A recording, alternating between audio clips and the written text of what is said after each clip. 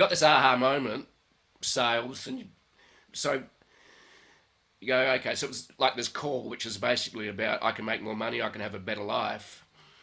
So you've been running time on target. So you've sort of had this call to go into sales, and it's not hard to make that decision.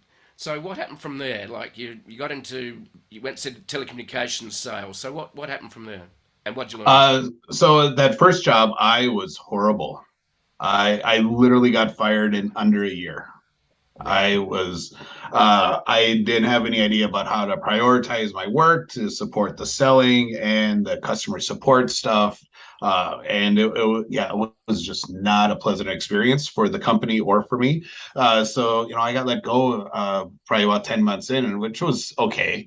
Um, I wasn't overly, uh, I wasn't overly crushed by that, but it allowed me to get into a new company that was launching in our market, and they had been launching in markets all over the United States. Nextel, they were the walkie-talkie phone guys, and that was really cool because I got to go through their training and I started out with them.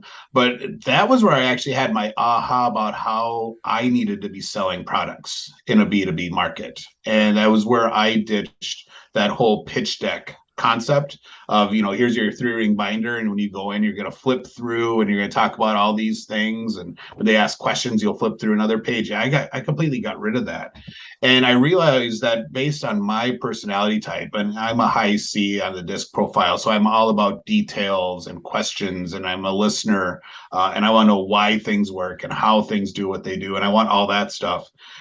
I could ask really good questions and get really cool answers from my prospects, and then be able to actually provide them a solution. So instead of coming in and trying to sell a company cell phones and say, hey, I can save you $50 a month on your cell phone bill, I could come in and say, hey, we can do this, and we can actually increase the number of jobs your drivers do on a daily basis. What would it mean if your driver each had one more drop off and pickup a day? What if you could decrease the miles your crews are driving by 20% a month? What would that mean for your business? So I made this huge shift from transactional sales, which is what pretty much all the old style sales trainers taught.